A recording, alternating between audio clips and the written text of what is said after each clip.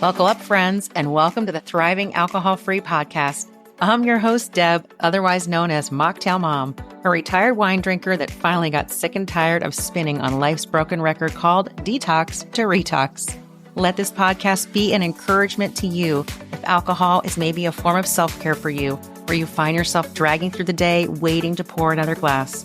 I am excited to share with you the fun of discovering new things to drink when you aren't drinking and the joy of waking up each day without a hangover. It is an honor to serve as your sober fun guide, so sit back and relax or keep doing whatever it is you're doing. This show is produced for you with love from the great state of Kentucky. Thanks so much for being here and big time cheers. Okay, friends, welcome back to Thriving Alcohol Free. It's Deb. I am so happy. Drea of Better Than Booze is here. Drea Groeschel. You got it. Drea Groeschel is here. She's right down the road from me. We've never met in person. She's down in the Nashville, Tennessee area. I'm up in Kentucky, and I have fallen in love with your brand. So it is a joy to have you here today. You and I have never spoken before. I cannot wait to hear your founder story. I want to get into the drinks. I love the spirit-free, the drinks that you have, but I'm going to share your bio, and then we're just going to have a little girls chat. Amazing. Let's do it. So here we go. Drea Groeschel is a lifelong entrepreneur and pioneer, most recently spearheading and co-founding Better Than Booze, a revolutionary non-alcoholic beverage company featuring a line of flavor-forward, buzzy mocktails with hemp-derived CBD and THC line and a fully sober mocktail line. That's the one I enjoy. As an ardent advocate for healthier and non-alcoholic ways to relax, she is shaking up social drinking ideals. Okay, you are making waves here in the non-alcoholic space. And I love your cans. I'm trying to think. You guys reached out to me. I think you sent me some and I loved them. And I started ordering and I was like, what are these cans of deliciousness? Who are these people? So I want to hear your founder story. I want to hear how you got into this and how you got in this space, how this all started for you. Well, my background is I'm going to age myself here. I've been in the CPG space, which is consumer product goods, for those that don't know, for about 20 years. Okay. So I love product. I just like things that I can physically touch and hold and feel.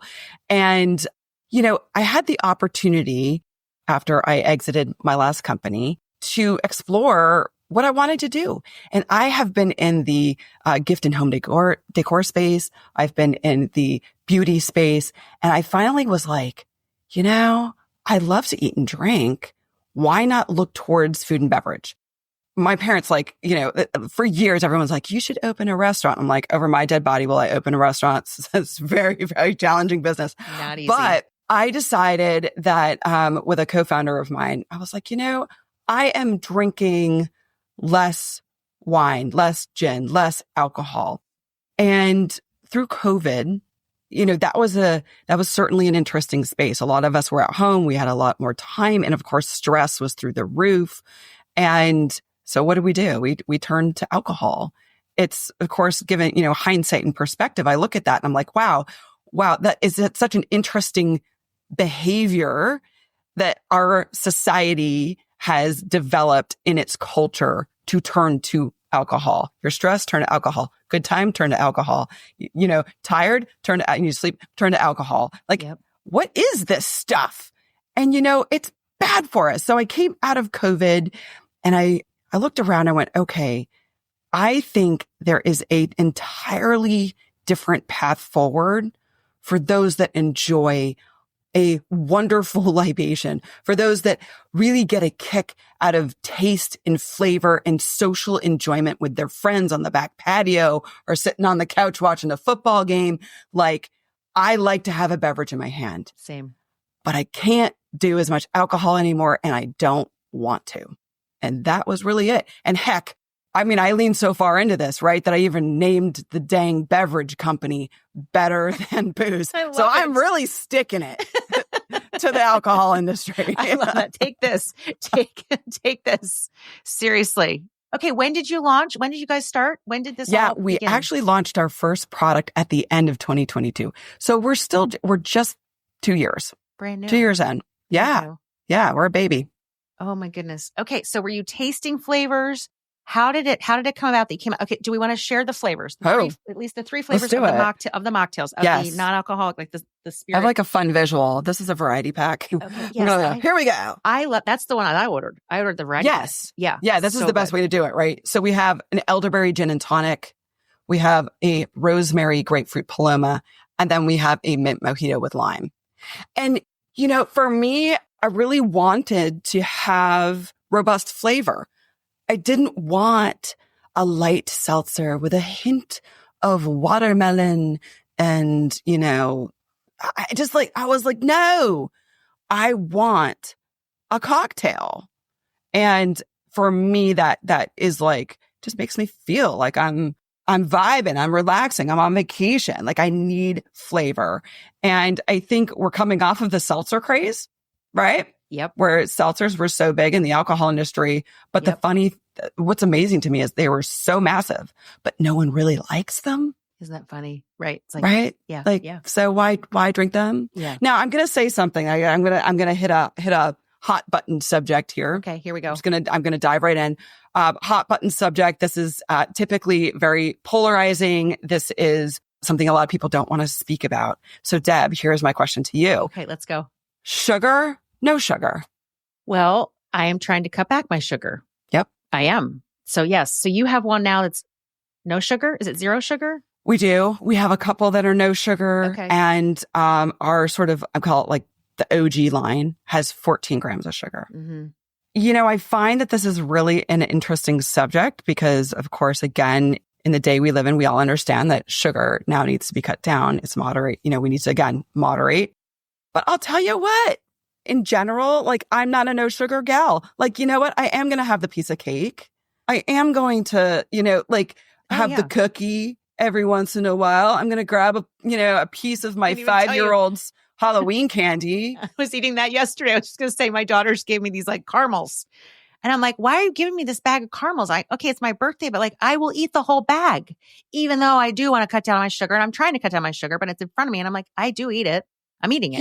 Yes. I just don't think we need to beat ourselves up too badly if we are doing it within reason, right? Like, and I think that that's where I go. And I'm a big fan of sort of this idea that, we need to be mindful, but a little bit of indulgence actually is good for the psyche. I'm a believer in that. And so hence why my mojito tastes like it is a mojito where you are putting your feet in the sand. You're on the beach in Jamaica. It's muddled mint. It is cane sugar and it's so delicious. It's so good. Okay. What's funny is I have 2 of the cans in front of me, but I don't have the mint mojito because I drank my other one. I drank one of them out of the box already. My favorite of them. I mean, they're all so good, but that's my favorite. It's like spot on. It's spot on. It's a spot on dupe. Spot on dupe. Yeah. You know what? We actually went through, almost 100 different variations of mint. Really? To really get to what we thought was the right balance. And when you formulate beverages, balance, you'll hear this a lot, like balance, roundness of flavor is so important. You don't want it to have too much acid. You don't want it to have too sharp of tartness. You might not want it to be too sweet or too salty, right? So what is the balance? And we're always sort of looking for the big B word there. And I think we really did that well in these flavors. But what we also tried to do was give it enough layering and enough complexity that even with like the grapefruit, rosemary, paloma. So good. It's like, man, do you get that fresh grapefruit juice right on the tongue? It is like an explosion. And then on the back, you get this wonderful light, herbaceous rosemary that's like fresh from the garden. So good. Yeah. It's so delicious. What's it been like being a founder in this space, coming from like building somebody else's brand or, building a big, right, CPG, right? Yeah. The space is a little bit tricky because I think it kind of came out of nowhere. Right. Came out of COVID. A lot of this came out of COVID, even your own story, right? Totally. And so because of that, I feel like the consumers are a champion. just like you and I, like we're networking, we're meeting people, we're meeting other moms, I'm meeting dads, I'm meeting all sorts of people and professionals and people that are interested in this space of sobriety. But the retail side and the distribution side is slow to adapt. Interesting. And that's where I'm going to say the rubber meets the road. Those of us that are out there working to grow these alcohol alternative businesses are meeting a lot of headwinds at retail and with distributors who are typically, seeing high velocity pull off the shelf with their alcohol brands, who are owned by the big boys, right? We've got a little bit of a David and Goliath here. So many of us that are small business owners and are trying to claw our way onto the shelves and are getting into restaurants and music venues. That is really challenging when you're up against the multi-billion dollar companies that are global liquor empires. Wow. Okay. David is going to win. Heck yeah. David's winning. We already know the ending of this story. We do know the ending, don't we? Know. And these are your little stones that you're throwing their way. Yes. The cans of deliciousness. Yes. So good. Yeah, that's really interesting. Yeah, just like that, this side of it, the consumer side, the demand is there and we're so excited about it. And then, right, I even go in shops that I shop in, and it's like, why don't you have more options here? I know Totally. all these brands, why aren't they here? But obviously we all have to speak with our wallets, and then they're going to put them on the shelves. And I think that's also an interesting point. You bring up sort of speaking with wallet. The business right now is priced a little bit premium. And a lot of that is because there's a lot of small players in the space. And so we don't have scale yet. We don't have what in the business world they call unit economics at scale. So when you're running a national brand and you have big distribution, you are producing millions upon millions of cans in a scalable manner. So that brings your cost way down. Whereas right now we're small batch. Most of us are. Right. And so the cost is a bit higher. I think although we don't want to, see the bottom of the barrel pricing, I don't think we need to. We're all using these beautiful ingredients that we have, and we're presenting an elevated brand. But I do think over time, we're going to see a little bit more shakeout in the price roster at the shelf. And I think that will also help more consumers have accessibility to such unique products, which I think is very important. That's very true. Yeah. Because you're running small batches, right? It's like, it costs a lot more than when you're running. It does. Yeah, it costs a lot more to make it. Okay, as you guys know, I love Gießen 0% wines. Their Sauvignon Blanc is my go-to on a regular basis. They recently launched a delicious Sparkling Brut 0%, which is quickly becoming a fan favorite. I am so proud to have Gießen as the exclusive non-alcoholic wine sponsor of the Thriving Alcohol-Free podcast. Gießen 0% wines are created through the magic of advanced spinning cone technology to remove the alcohol from their full-leaded wines. The award-winning winemaker Duncan Schuler and his team have done wonders in Marlborough, New Zealand by creating an entire family of 0% wines with all the flavor and deliciousness you expect from traditional, quote, full-leaded wine. Their non-alcoholic wines maintain the aroma and the body to create a low-calorie wine that never contains more than 0.5 ABV. Globally available, look for Gießen 0% wines wherever you shop for your non-alcoholic options. Their family of alcohol-free wines include the most effervescent member of the family, the Sparkling Brut 0%, which is absolutely delicious for any celebration.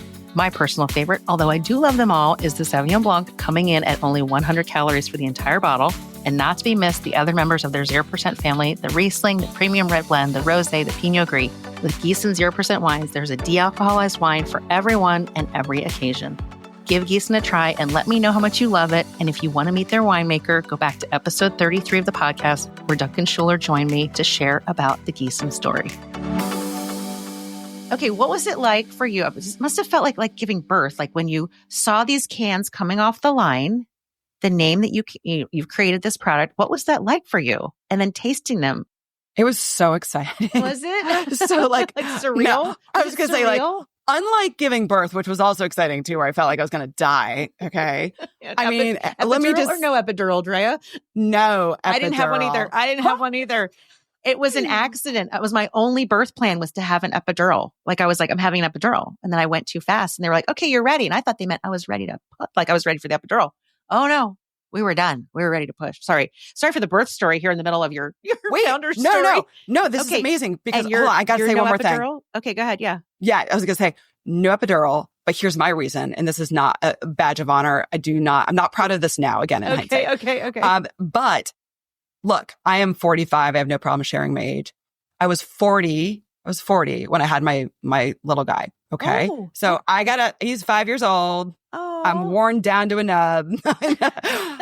But so when I had him though, I had him with no epidural because they told me I was a high risk mom because I was high risk pregnancy because I was so old. You're so old. You're so ancient. So old. Yeah. Could barely do it. Right.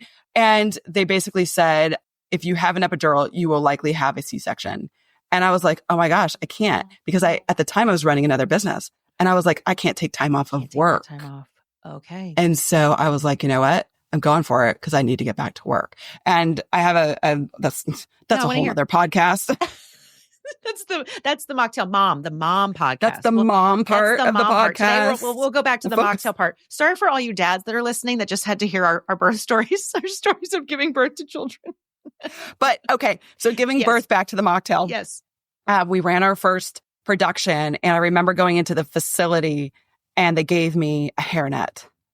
And I was like, yes, I am in the factory where they're making my beverage and I'm special and I'm wearing a hairnet.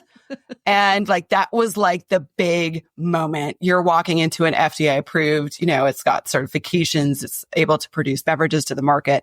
And of course, I brought my mom. Okay, great. I'm super close with my mother and I brought my mom with me. I was like, this is a moment. This is so cool. Let's go. And and they're running it off the line. And it's like in beverage, unlike making food products in some ways, again, in smaller batches with food products, the line runs fairly slow. Okay. And in beverage, the machine that loads the can runs really fast. And so it's like whipping around and the cans are spinning and the stuff is going in and the batches are flowing from different liquid tanks and then I was handed, a lovely woman at the end of the line handed me one of the cans and she was like, here you go. Oh. My first thought was, wait a minute. Like it's hot. Oh. Is that okay? Oh. Are we okay here? Are we making the right beverage? Yeah. Because like it's hot. Yeah. Is this a hot toddy? What's in here? Yeah. What's going on? Like, is there a temperature problem?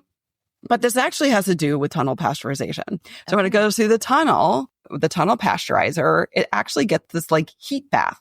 Okay. And that's what seals it off and sort of makes the liquid, just like canning, right? Okay. Just like if you were to can fruits, veggies, whatever, if you're canning, you have to use heat as the reason that it's not going to grow microbials, right? And it seals it.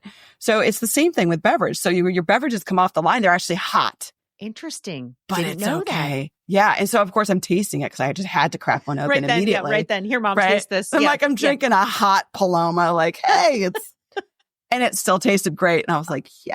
Oh, it's okay. So it's good either hot or cold or over ice. So we have an employee that swears by, she actually heats up the gin and tonic flavor. Really? And drinks it like tea. Oh, I've never heard that. Loves it warm. I don't know. Okay. But some people do. Maybe if you have a cold or something, maybe warm up the gin and tonic. Yeah, I think you could. Maybe that'd be like an option to a hot toddy would be a warm gin and tonic. I've never heard that. Let's try it. Yeah. Let's try it. I love it. I love it. I love you. Okay. This is so fun. Yes. Okay. And I can't wait to meet you in person. I'm coming down to Nashville. So for sure, January 5th, I'm going to be at Killjoy, which is a phenomenal non-alcoholic bottle shop that just focuses on community and amazing drinks. Killjoy is in our hometown of Nashville. Great. And I remember when they began, and I am so thrilled that they've been able to not only build community, and something that they've done exceptionally well is they run a lot of activations or activities and events that allow people to explore and be educated. And I think that is a piece to this entire non-alcoholic sector that is I don't want to say it's missing. There's many people doing a good job, but we need more of it. And so she will literally have vendors there at Killjoy setting up and give us the ability to talk to the consumer and say, hey, here's what a non-alcoholic gin and tonic tastes like. Gosh, isn't that actually pretty good? So good. And it's a big epiphany for people to start buying into that market and start and supporting that community. It's awesome. We love Killjoy. No, and just that opportunity to explore and be educated and learn and like, just be curious. Just be curious whether you want to be sober, soberish, drink less. Like there's no judgment. There's like drinks for everyone. There's something here for everyone. So for me, I drink the spirit free, the mocktails, but I know you have other things that you offer, which is wonderful. Like there's people who are looking for CBD drinks, looking for THC drinks. I haven't tried them, but I'm telling you, if it's got this in it, it's already a winner. Yeah. Yeah. And that was the idea, is that it is variety. Yeah. Right. We live in an age of choice. And we want to provide people with lots of different avenues that they can choose based on mood, based on the event or the special occasion and what's appropriate, what they feel good about, and all of it without stigma or judgment. Totally. There's just no place for that anymore. Yeah. But I love that word you used, explore. Like just come in, explore, like come into the non-alcoholic space and explore, whether you want to maybe have a cocktail in between your mocktails, whatever, great. Can I tell? Okay, I got to say this. So when I first was getting into all of this non-alc stuff, and of course I'm going to liquor stores, I'm like, what do you have for non-alc? And in general, they didn't have anything very good. Yeah, and I'm looking around and I started tasting non-alc wines and I was like, And I think the non-alc category kind of got a bad rap for a while because the sort of the technology, if you will, or the sophistication really wasn't there yet. However, there is a breakthrough front runner. The brand's name is Joyous. Oh, yeah. I don't know if you've heard of Joyous. I have a bottle of it right here. You have Joyous right there. Joyous Cabernet Sauvignon. Yes, Jess has been on. Amazing. She's been on the podcast. Yeah. Okay. I have been at awards show. Like we were at the San Francisco International Spirits Awards show together in Vegas. And she won, we won. And I was like, yes, girl, we are doing this. Like, this is what it's about. Great product with people behind it that are really passionate and that are putting the pedal to the metal to the alcohol industry. And she is one of those too. Yeah. Yeah. The two of you. What you're doing. Wow, you're surrounded by good people. What you're doing in the RTD space, what she's doing in the non-alcoholic wine space is incredible. Yeah. When she won the first award, I think that she won, it was like maybe 2 years ago at this point, 3 years ago. I don't even know. I feel like she's been around a while now, but it was like when she first came on the scene, when Joyous first came on the scene, it was like, this is so good. This is so good. And she won in a blind taste test up against full-leaded alcoholic wine. Yep. Incredible. Yep. It's amazing. Like we're seeing that now, right? We're seeing these breakthrough brands that are just killing it. Okay. So you won an award there. What was that? Yeah. Okay. You won an award. What's the award that you won? So if I may, we've won 36 awards. Drop the mic. and I say that because we're very proud of that. And we should be. And the reason we're proud of it isn't that it is just simply a brag. It's a statement to the sobriety and to the moderators that these products are great and they stand up next to alcohol beverages. And those were, again, many of them are blind taste. We've won double platinums. We've won double golds. We've won best in class. And many of these competitions are also international.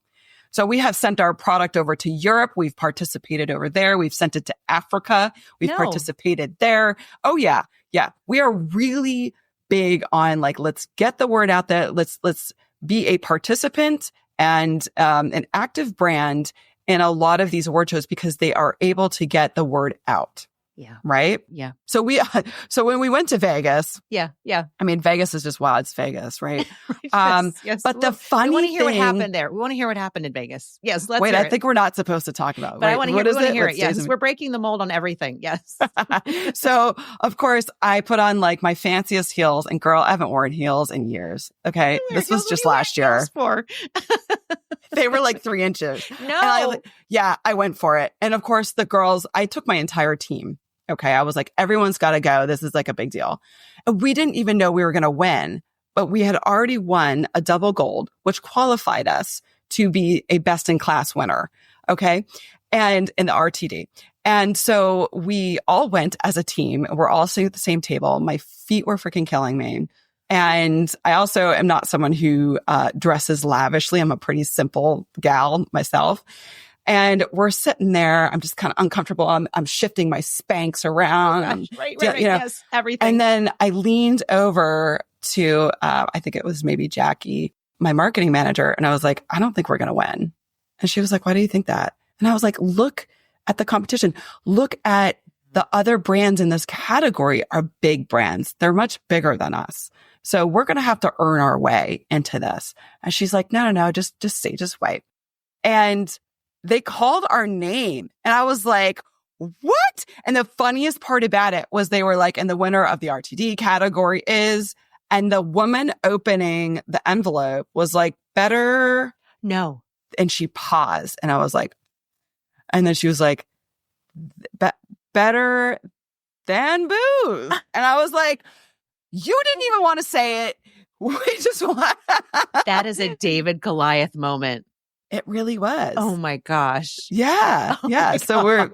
we're obviously ecstatic about the whole thing and freaked out. But then I had to we sat in the back. We're a little guy. Stop. I had to walk all the way through this huge hall, down to the stage, up on the stage, pretend my heels didn't hurt. Just and pretend like, it's so comfortable. Yes, you always doing my walk thing. around in an evening gown with 3 inches. Yes, This is how you dress at home. I practiced for this moment. Okay. You didn't fall on the stairs. Nothing. You made it. You got. I made up it there. through gracefully. And I think those that know me were like, okay, Drea, good one. You got through.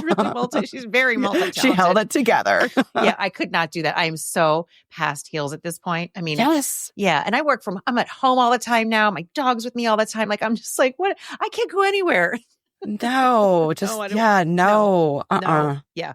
I do want to say something that's so fascinating also about mocktails. I was just thinking about how mocktails can make something special. It can also be like a special aha moment for people when they have it maybe at a restaurant, if they're offered an offering on a menu. We are the mocktail of the Grand Ole Opry. No. Yes. No. Yes. When did that happen? This just happened about a year ago. Oh my and gosh. It was a big pitch. I mean, I went to their corporate office on Opry Drive #1. And I'm at the, you walk through their office and there's like gold records on the, and there's like pictures of Dolly Parton and her, Wow. band. I mean, it's like big stuff. And I'm like, hi, I'm here to educate you on mocktails and how you maybe should carry mocktails at the Grand Ole Opry. And pitched it. The beverage director at the time was like, we are starting to see this shift. We are starting to see that more people are interested in a non-alcoholic product. And I was like, well, look, carry this line. I'm telling you, Better Than Booze line can be that menu option for you folks. And I'll tell you, Deb, they are killing it. No. And so much so that we actually heard from the beverage buyer about a month ago. And she said, we had no idea how much of the stuff we were going to sell. And she said, we actually have posts on Instagram where people are holding a can of Better Than Booze at the Opry saying, thank you for the non-alcoholic option. Wow. Wow. Yes. That's incredible. That's incredible. I love it. And that people are so excited about that they're going to have to order more. Yes. Yeah. They weren't ordering enough, huh? There you go. I mean, it really is. It's wild because I think that what's amazing is we're in the space, right? So to us, we're like, yeah, of course. Like, why wouldn't you offer at this point? Why wouldn't a restaurant or an event? At this point, it's venue. Crazy that there's not an option. 100%. At least a non-alcoholic beer, please. But they're still resistant to it. And so it's just now. And I was so proud of the Opry for coming forward and being one of the movers and shakers in the Nashville area to like, yes, let's go. That's huge. Yeah. To have it there. And now, here we go. That's just going to be a ripple effect to other places. Yeah. That's so huge for you. Congratulations. Yeah. That's amazing. Yes. Thank you. I was just down at the Ryman. Cool. Yeah. For, there was like a fundraiser event for the Hurricane Helene victims. Leanne. Oh, yeah. Sure. A comedy event down there, but I didn't realize there were church pews in there. It was my first time in the Ryman. Oh, so the Ryman is really more the original Opry. Yep. Right. And the church pews, I get asked that a lot times from people that are out of town. They're like, what's it like? Like, you're sitting in these pews next to people. Like, is that weird? I'm like, it is if you have to get up and go to the bathroom. Like, yes. You do have to really slide and shuffle out. You really do have to do the shuffle. So you don't want to do that mid-performance. That's true. That's so true. Yes, that is a good tip. Yes. And maybe bring a cushion. You can bring cushions in to sit on. My friend brought cushions. Yes, she knew. Yeah, it's a little hard on the buns because it is just old wood. Couple hours. Yeah, that's some old wood we were sitting on. Yeah. Yes. Drea, this was so fun. Thank you so much. Congratulations to Better Than Booze for all the awards, for getting into the Grand Ole Opry. I mean, everything that you have happening. I am so excited for you. I'm cheering you on. And I'm just so thrilled to have delicious things to just pull out of my beverage refrigerator. So good. It's so wonderful to have. So thank you for creating this brand. Well, thank you. It is beyond an honor to be with Mocktail Mom because I am just such a fan and such a champion. Thanks, Drea. Thank you so much for saying that. I appreciate it. Thank you. Big time cheers to you for tuning in to the Thriving Alcohol-Free podcast. I hope you will take something from today's episode and make one small change that will help you to thrive and have fun in life without alcohol. If you enjoyed this episode and you'd like to help support the podcast, please share it with others, post about it on social, send up a flare, or leave a rating and a review. I am cheering for you as you discover the world of non-alcoholic drinks and as you journey towards authentic freedom. See you in the next episode.